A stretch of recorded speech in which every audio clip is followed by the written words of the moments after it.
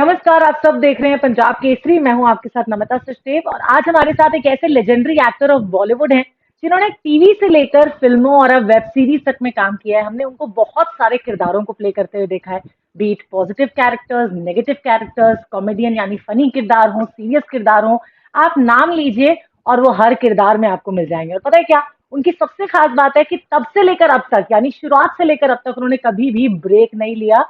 Show must go on वाली feeling हमेशा उनमें रही है। Yes, I am talking about very talented actor mister Javed Jafri.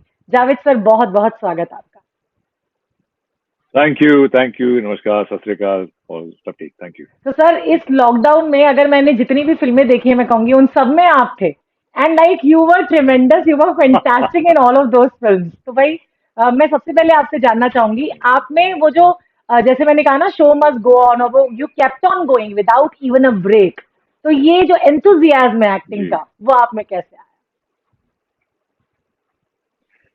भाई, ये है कि मैं बिलीव करता हूँ जी। कि आप अपने काम से प्यार नहीं करेंगे। Hmm. You have to love your work. If you exactly. Don't love your work, अगर आप अपने काम से प्यार न करें और आप काम को सिर्फ काम की तरह देखें, जी। तो फिर वो नहीं होता है, वो हम्म। ड्राइव नहीं होती। हम्म। फिर वो सिर्फ एक नौकरी है, करना है, पैसे कमाने हैं। हम्म। लेकिन अगर आप उसको उस तरह से देखेंगे कि नहीं, ये मेरा पैशन है, करेक्ट।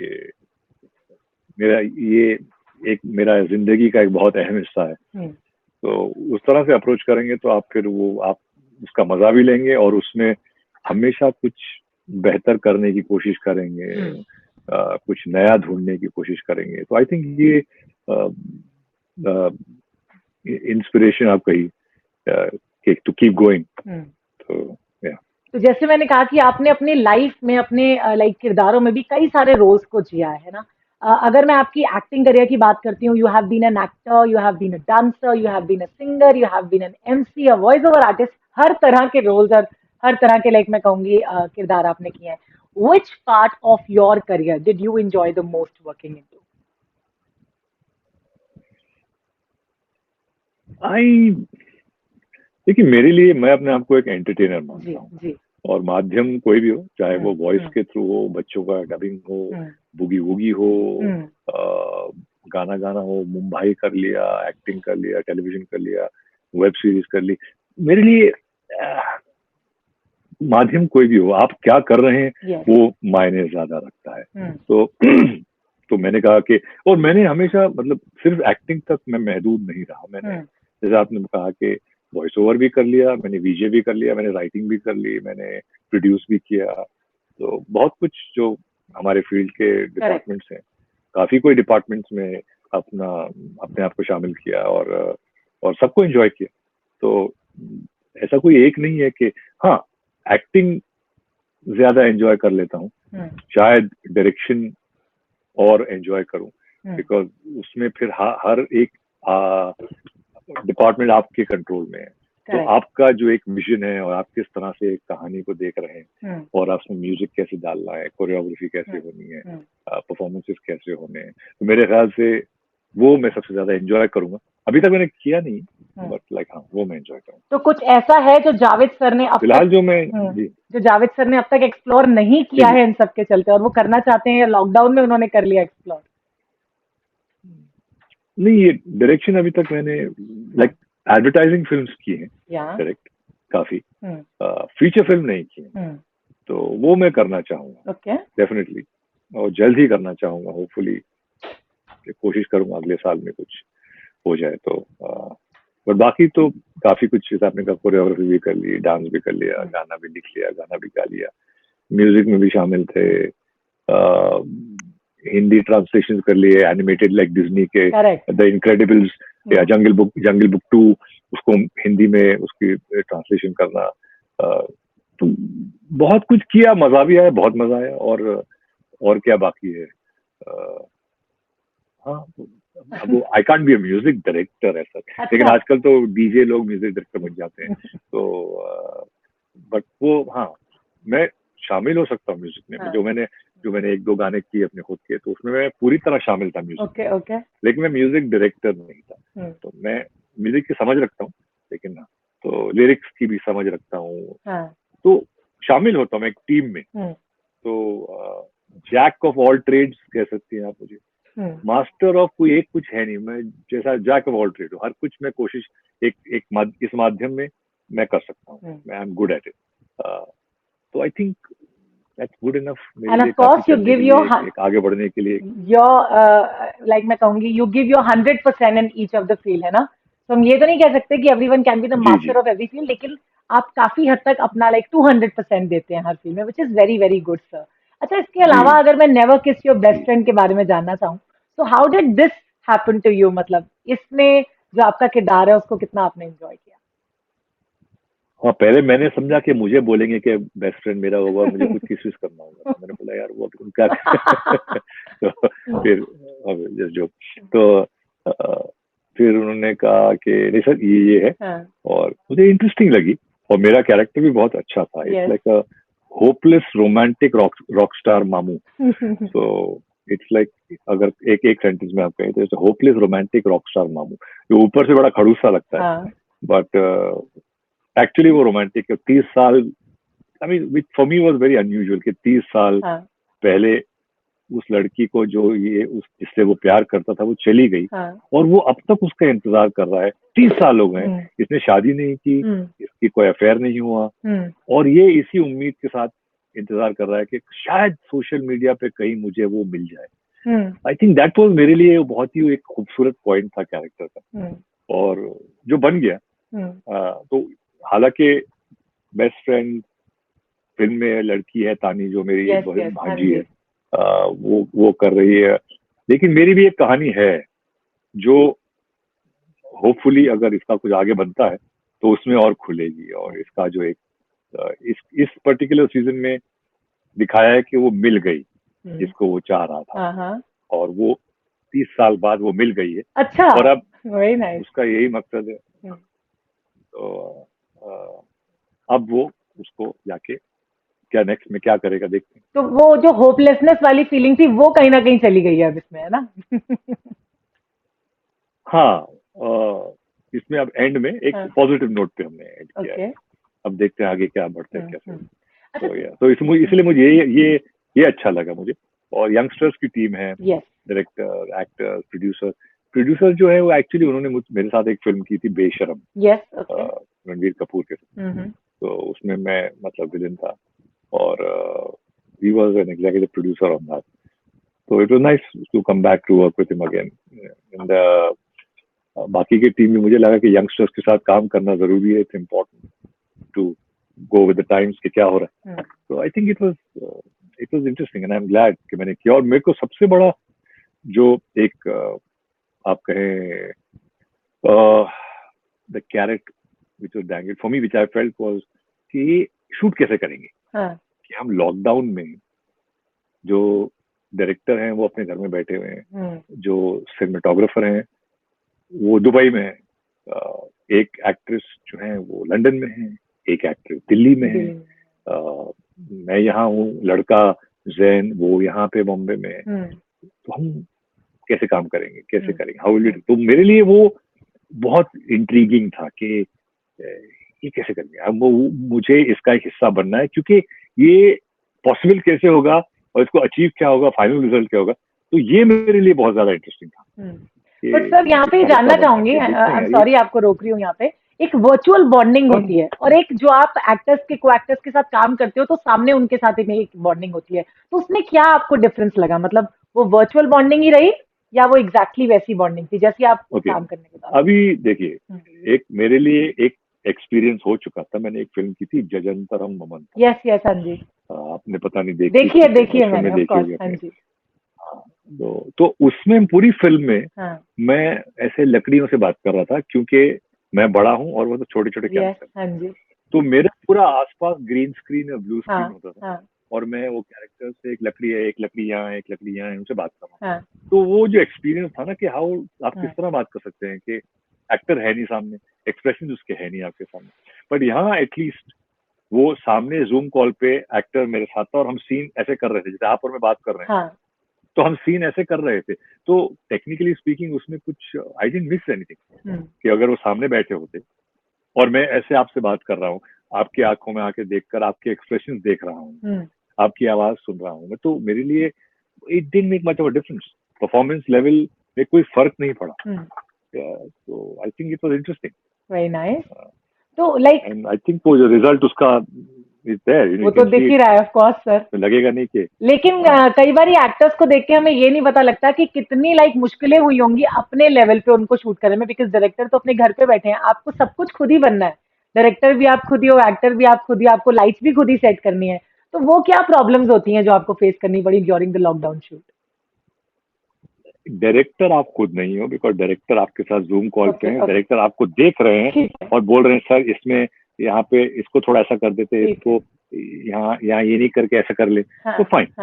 तो डायरेक्टर देख रहे हैं, कैमरामैन जो सिनेमेटोग्राफर है वो जो एक्चुअल कैमरा जहाँ लगा है, जैसे फॉर एग्जाम्पल यहाँ सामने की तरफ वहाँ कैमरा, तो उनको वो फ्रेम हम दिखा देते हैं कि देखिए ये है और ये ब्लॉक ऐसे है, तो फिर वो बोल देंगे थोड़ा लेफ्ट होइए, थोड़ा राइट होइए, लाइट को ऐसा कर लीजिए। तो वो पूरा गाइडेंस मिल रही थी। तो it was not like totally, हाँ साथ में मेरे बच्चे थे, वही मैं जानना चाह रही थी, कितना हेल्प वो लोग वो असिस्टेंट थे, हाँ वो असिस्टेंट लगे हुए थे, तो उनको मैंने कहा ठीक है मैं तुमको दूंगा, मैं 5,000 रुपए दूंगा पर डे, और तुमको ये वेरी नाइस असिस्टेंट करना है मेरा यहाँ पे कैमरे के साथ में, तुमको शिफ्ट करके ब्लॉक लगाना है, ये सब तो और भेजना है, फ्रेम भेजना है, तो वो उसमें काफी हेल्प हुई। अदरवाइज वो और वक्त लग जाता कि मैं फिर वहां जाऊं, फिर खींचूं, फिर ऑन करूं, फिर वापस भेजूं, तो उसमें वक्त बच जाता है एक असिस्टेंट आपके साथ अगर हो। तो बच्चे जब पेरेंट्स को कमांड देते हैं ना एक्ट करने के लिए, तो कैसा लगता है सर?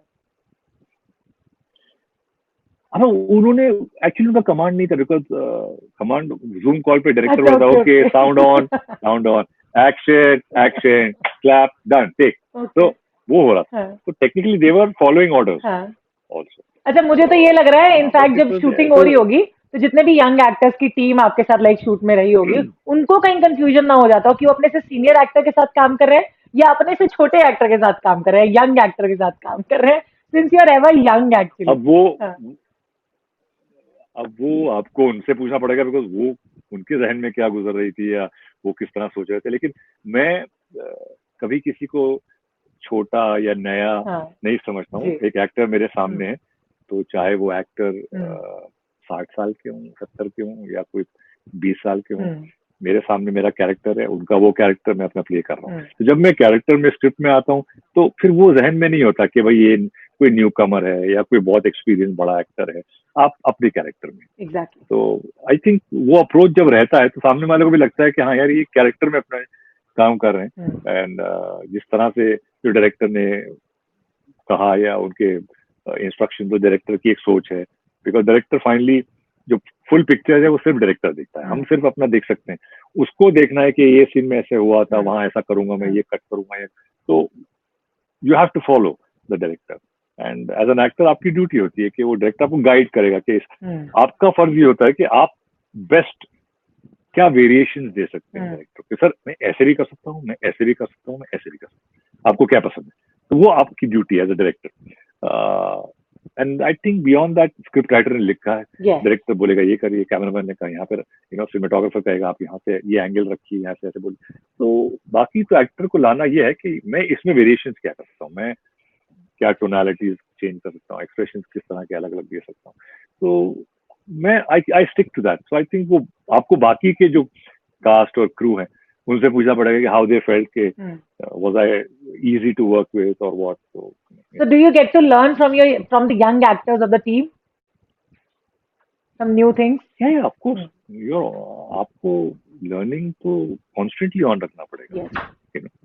अगर आपका so called hard drive full हो गया है तो फिर ग्लिचेस आने लगेंगे। जैसे आपका कंप्यूटर में हार्ड ड्राइव फुल हो गया तो इट डजंट वर्क प्रॉपर्ली। तो अगर आपका हार्ड ड्राइव फुल हो गया अंदर का तो फिर वो आप बराबर चलेगा नहीं, उसके अंदर घूम रहा है। तो आपको you have to keep on deleting the कचरा एंड अपडेटिंग द सॉफ्टवेयर। वैसे ये कंप्यूटर जैसे इंसान का दिमाग जो है वो कंप्यूटर की तरह ही, वो डेटा को आपको शफल करना है, किस तरह से आपको to keep certain thing clean, so you can move faster. So I think it's important कि आप अपने आप को ओपन रखें और इंफॉर्मेशन अब्सॉर्ब करते हैं। अब्सॉर्ब करना बहुत जरूरी है, सुनना बहुत जरूरी है, listening is very important. Because जब आप बात करते रहेंगे तो फिर आप सुन नहीं सकेंगे। एग्जैक्टली सही कहा आपने। लाइक पहले के टाइम में और अब के टाइम में आप क्या फर्क देखते हो with respect to like pattern of work has change या people have change, industries work pattern, what you see? आसानी हो गई है काफी, काफी आसानी हो गई। मैं तो अपने पिताजी के वक्त भी देखता था कभी कभी, अगर थोड़ा शूटिंग में जाता था तो कोई, और वो मेरे शुरुआत के वक्त तक भी एक हद तक नहीं था। ये जो हम एसी स्टूडियो, मेकअप वैन, ये सब चीजें नहीं थी। वो मतलब आप बैठे सड़क पे शूटिंग है तो छतरी के नीचे बैठ जाइए भैया, वो कोई मेकअप वैन वैन है नहीं। मुझे याद है हमने लश्कर की शूटिंग की थी और बड़ी सी भीड़ थी, देवानंद साहब थे, आदित्य पंचोली, सुमित सहगल, हेमंत जी, हमारे साथ, और वो एक्शन गाना वाना सीक्वेंस था और नारिमन पॉइंट के पास करना, भीड़ लगी हुई है, कोई मेकअप वैन नहीं है, धूप में एकदम अच्छी खासी, जो बम्बई की जो समर में, और खासतौर वो पत्थर का एरिया, वहाँ पे 36, 37, 38 डिग्री टेम्परेचर, अच्छा खासा हो गया। अब वो धूप में बैठे, छतरी के नीचे बैठे और क्या करते, लगा दी बड़ी सी छतरी, बैठ गए, पब्लिक आसपास बैठी है, थोड़ा सिक्योरिटी वाले, हाँ सर प्लीज, आजकल तो हर जगह सिक्योरिटी वाले अलग कॉस्ट्यूम पहन के सबको धक्के दे रहे हैं, वो सब नहीं था, मेकअप वैन थी। तो और एडिटिंग भी वो फिल्म की होती थी, अब तो डिजिटल हो गया, तो everything is much faster, monitor आ गए, पहले कहाँ मॉनिटर थे, तो डायरेक्टर देख रहे हैं वो, और सिनेमाटोग्राफर ने जो शूट कर लिया है, तो डायरेक्टर को उनका भरोसा कर, करेक्ट, उन्होंने कहा कि fine, he will ask the cinematographer was it okay for you, या इट्स ओके फॉर मी, या सिनेमाटोग्राफर बोलेंगे सर एक और मेरे लिए चाहिए, बिकॉज अभी मॉनिटर पे सब देख रहे हैं, तो इट्स बिकम मच इजियर। अब वो एक तरह से आदत बुरी भी हो गई है, बिकॉज वो एक्टर जाके बैठ गए, हर शॉट के बाद में देख रहे हैं मैंने ऐसा किया, फिर सिनेमाटोग्राफर आके कोई देखेंगे कि पहले था वो everybody had to be totally focused कि भाई अगर गलत हो गया तो फिर मेरे ऊपर आएगा। तो डायरेक्टर एक्टर्स को देख रहा है और परफॉर्मेंस देख रहा है, सिनेमाटोग्राफर अपना फ्रेम और ब्लॉक और लाइटिंग देख रहा है, सही था, बाल ऐसे थे, कपड़े ऐसे थे, मेकअप ऐसा। तो आई थिंक इट वाज, उसमें you are more on your toes, यानी कि आप ज्यादा क्या कहते हैं, अटेंशन पे हैं। अब थोड़ा सा रिलैक्स हो गया है, इजी हो गया है, एयर कंडीशन आ गए हैं, मेकअप रूम आ गए हैं, 50 सिक्योरिटी आ गई है, तो थोड़ी लग्जरी बढ़ गई है। वर्किंग का तरीका, हाँ, उस वक्त ये था कि एक एक्टर कई फिल्में एक साथ करते थे। अब थोड़ा आई थिंक फ्रॉम 2000, मिड 2000 के बाद अब ये हो गया है कि एक एक फिल्म में एक वक्त ज्यादातर एक्टर्स कर रहे हैं। उस वक्त एक एक्टर चार शूटिंग एक साथ चल रही है एक दिन में, तो अब वो स्टार्स यहाँ से भाग रहे हैं, वहां भाग रहे हैं, तो उसमें थोड़ा सा फोकस थोड़ा कम हो जाता था, but quality was there, like I said, budget बढ़ गए, everything is gone up obviously, तो फर्क ये है, कॉर्पोरेट्स आ गए हैं, तो इसमें गुड भी है और बैड भी है। तो कहीं ना कहीं कंपटीशन भी हम कहेंगे बढ़ गया है, तो उसकी वजह से जो मैं आर्टिस्ट फ्रेटर्निटी की अगर बात करती हूँ तो उनके ऊपर एक मेंटल प्रेशर भी हो गया है with respect to commercial success. इस बात को आप कितना मानते हैं?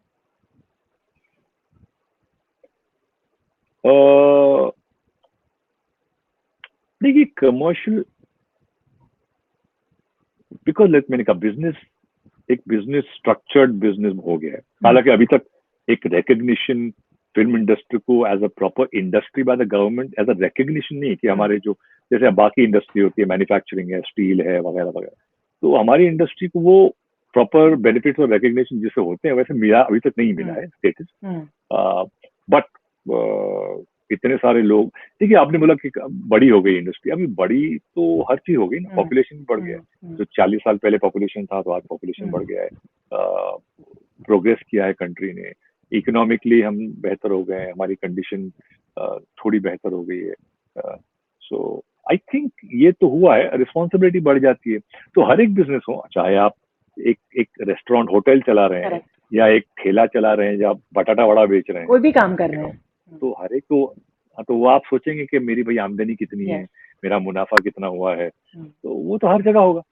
तो और चाहे वो उस आदमी ने 100 रुपए लगाए, वो सोचेगा कि मुझे 120 रुपए मिल जाए दिन के आखिर में, तो 20 रुपए में मेरा घर चल जाए, या मुझे 300 रुपए मिल जाए, जो भी घर चलाने के लिए रोजमर्रा की जरूरतें होती हैं, तो इंसान वैसे सोचता है। तो सिमिलरली ये बिजनेस में भी ऐसी है, हर एक स्पोर्ट्स में देख लीजिए, फुटबॉल में, टेनिस में, everything is got money involve.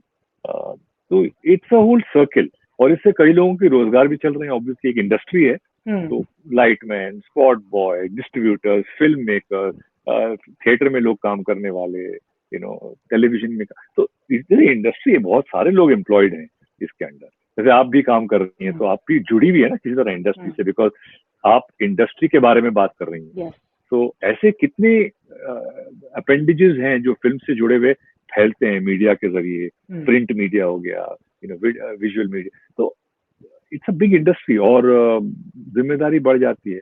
लेकिन लाइक आई सेड, मुनाफा ऊपर के जो लोग इन्वेस्ट करते हैं वो यही सोच रहे हैं कि भैया at the end of the day हमारा पैसा वापस मिल रहा है, हमको प्रॉफिट मिल रहा है कि नहीं, एंड एज लॉन्ग एज सब कमा रहे हैं उसमें, विच इज फेयर इनफ। जहां ये आता है कि कुछ लोग कमा रहे हैं और बाकी लोग निचोड़े जा रहे हैं, फिर गड़बड़ हो जाती है। तो जो जिसे हम कहते हैं क्रोनी कैपिटलिज्म, और वो कई जगह होता है, नॉट जस्ट फिल्म इंडस्ट्री, बहुत जगह में होता है कि ऊपर के लोग और नीचे जो है बेचारे, बिकॉज जरूरत है उनको, काम चाहिए, वो कर रहे हैं, 18 घंटे काम कर रहे हैं, एंड उनको इतनी ही मिल रही है पगार, और ये कहा जा रहा है कि हाँ भाई ये है, लेना है तो लो, मत जाओ, कोई और मिल जाएगा। तो दैट इज बिकॉज हमारे यहाँ पे यूनियंस जो है इतने स्ट्रांग नहीं है, जैसे अमेरिका में फॉर एग्जाम्पल, उनके यूनियन बहुत स्ट्रांग है कि मिनिमम वेजेस एक होता है कि इतना मिलना चाहिए, इतने घंटे काम होगा, इससे ज्यादा होगा तो आपको देना पड़ेगा। हमारे यहाँ वो लॉज नहीं है स्ट्रिक्ट, वो जरा फ्लेक्सिबिलिटी, और उसमें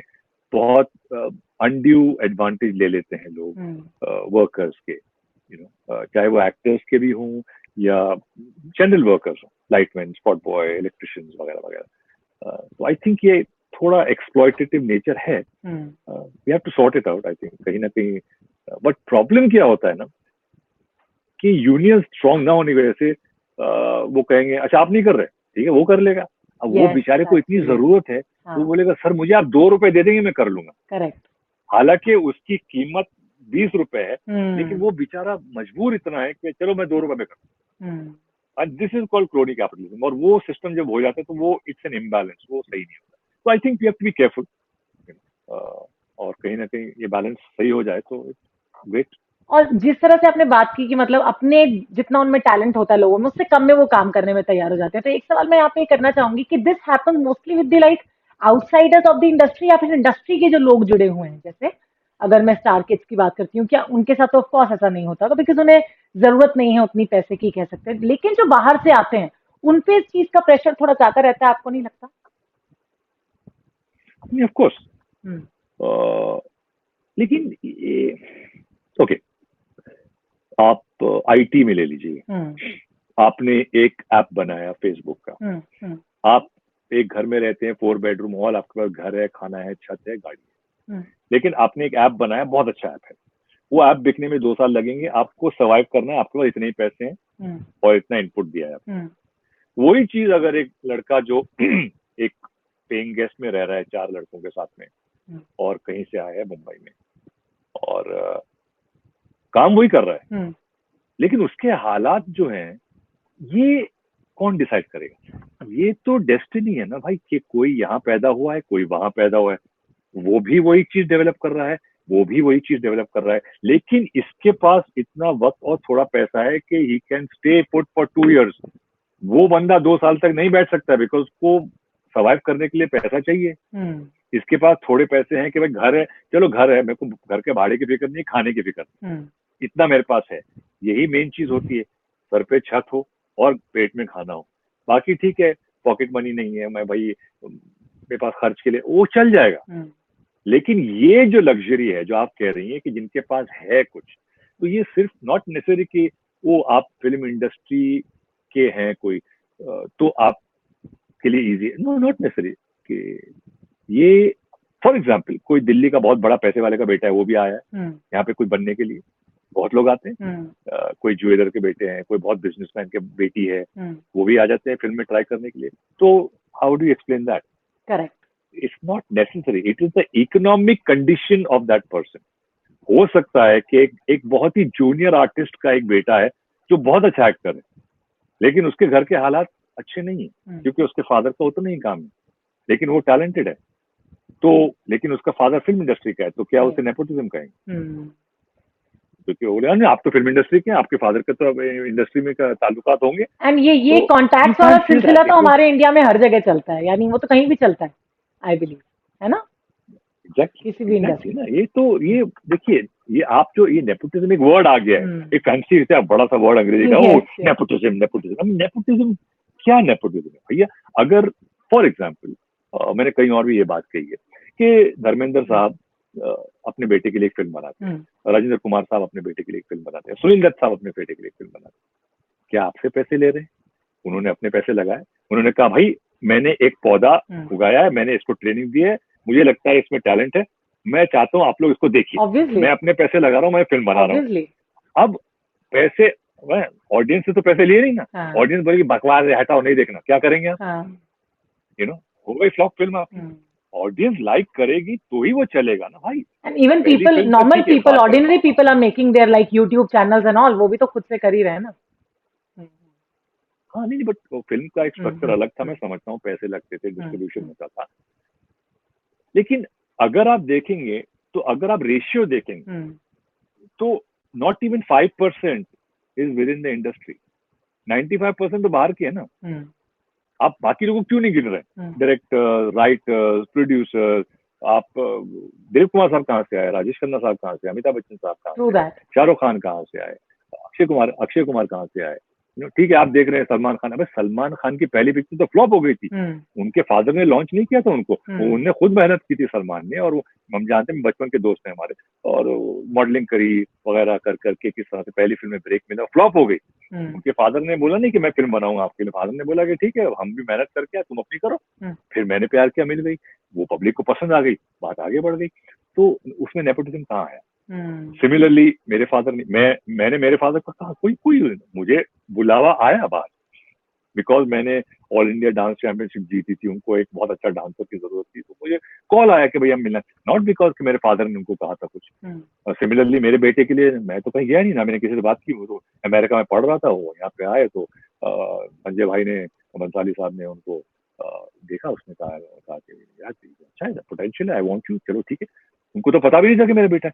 तो ये जो बोलना है, अभी रणवीर कपूर जो है फॉर एग्जाम्पल, ऋषि साहब ने तो फिल्म नहीं बनाई थी ना उसके लिए, ठीक है, वो बुलाया उनको बिकॉज बंसाली साहब को लगा कि नहीं ये लड़के में पोटेंशियल है, वो फिल्म नहीं चली, उसके बाद थोड़ा वक्त लगा, तो फिर पिक्चरें चली। तो ऑडियंस तो ये नहीं देख रही किसका बेटा है, ठीक है, पहली बार इंक्लूसिव हो गया, अरे यार उसका बेटा है, देखते हैं, करेक्ट। फिर फिल्म बकवास होगी तो बोलेंगे अरे यार तो नहीं है, हमको समझ नहीं, चलो पड़ा। तो अभी ऐसी तो अब न्यू कमर ऐसी, अमिताभ बच्चन साहब जाए तो कितनी 10-12 फिल्में फ्लॉप हुई थी उनकी, उसके बाद गंजीर आई। तो यू नो आई मीन ये इसमें दम नहीं है इस बात में, ये एक्सक्यूज होता है। यू नो ठीक है, आपका क्या होगा, ये आपकी अगर पहचान होगी तो ये 50 लोगों की लाइन है, वो आपको बोलेंगे अच्छा आप आगे आ जाइए, आप दिखाइए, अब बोलें अब दिखाइए आप क्या करते हैं, आप क्या बेच रहे हैं, दिखाइए। Yes exactly. वो 50 लोगों में से आपको ये एडवांटेज मिल जाएगा कि आपको पहले बुला लेंगे, आप चलिए आ जाइए। उसके बाद तो यार कोई 15-20 करोड़ ऐसे थोड़ी लगा देगा आपके पीछे कि वेरी गुड, बहुत अच्छा, हम लगाते हैं 20 करोड़। अरे आप में कुछ होगा तो आदमी पैसे लगाएगा ना, ऐसे कोई पैसा लगाता है क्या? तो और जो खुद लगाते हैं, जो मैंने एग्जाम्पल दिए, जो स्टार फादर्स हैं या स्टार प्रोड्यूसर्स हैं, वो लगा देते हैं कि ठीक है हमारे बेटे को लॉन्च करते हैं। At the end of the day पैसा तो उनका लग रहा है ना, अगर नहीं चलती है तो लॉस उनका हो रहा है। ऑडियंस को क्या मिला, उन्होंने जाके पिक्चर दिखाया, मजा नहीं आया, ठीक है। ऐसी बहुत फिल्में होती हैं जो मजा नहीं आता है, लोगों को बोलते नहीं चली, बड़ी बड़ी फिल्में, बड़े डायरेक्टर्स, बड़े एक्टर्स। तो I don't think at the end of the day audience is the king, they decide कि ये स्टार है या नहीं है, ये that's it. Exactly. So how do, मुझे थोड़ा अफसोस हुआ कहिए, ऐड ऑन प्लीज सर। नहीं, ये जो अभी रिसेंटली अभी सोशल मीडिया हाथ में आ गया तो कोई गाली दे रहा है, ट्विटर पे लग गए, सोशल मीडिया पे यार ये कैसा, और ये यू नो अब हाल में ट्रेजेडी जो हुई है, 2-3 ट्रेजेडी बैक टू बैक हुई है हमारे यहाँ, एंड यू नो कि ऐसा हो गया और आप लोगों ने ऐसा किया। तो अच्छा, आप इनके इतने चाहने वाले फैन थे तो आप देखते उनकी सारी फिल्में और कराते 200 करोड़ का बिजनेस उनकी फिल्म का। बिल्कुल। आप क्यों नहीं देखी आपने सोन चिड़िया, क्यों नहीं देखी आपने सोन चिड़िया?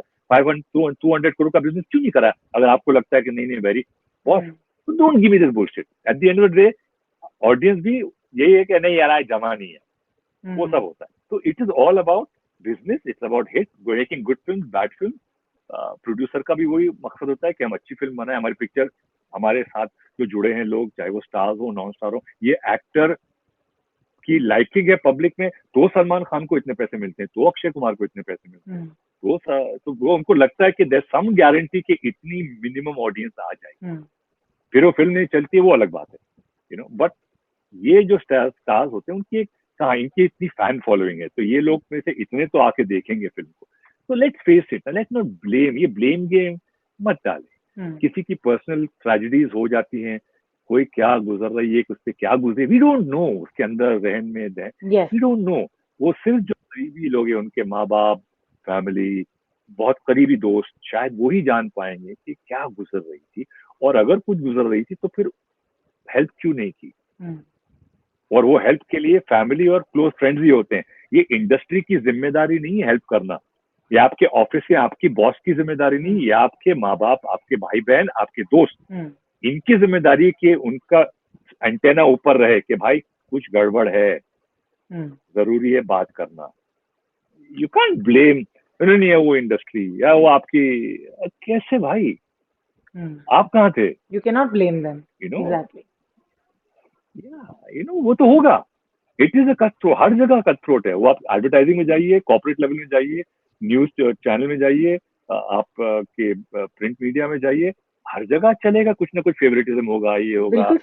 आपको लगेगा कि भाई मैं तो बेस्ट, मुझे क्यों नहीं मिला, ये मैं बेहतर करती हूँ, ये तो मुझे मिलना चाहिए था मेन एंकर का जॉब, ये उनको कैसे मिल गया। तो वो तो रहेगा ना हर जगह, वो स्कूल लेवल से चलता है। टीचर्स के भी कोई फेवरेट स्टूडेंट्स होते ही हैं।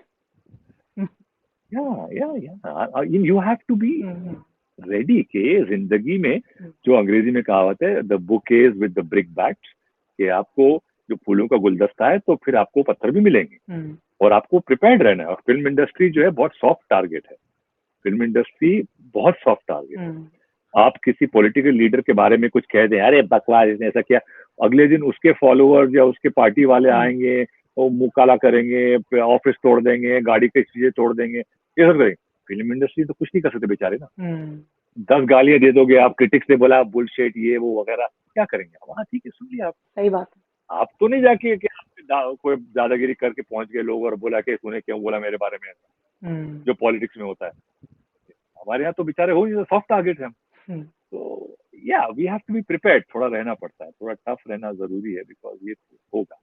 एंड हमने देखा है, आप बच्चन साहब is a huge living example के from that huge star suddenly ही had no work and was out, and किस तरह से उन्होंने अपनी डिग्निटी को मेंटेन किया और एक वक्त दिया, और स्लोली फिर वापस उठे, और फिर ऐसे उठे कि पहले जैसा उससे ट्रिपल काम हो गया। बिल्कुल। So we have to look at this example.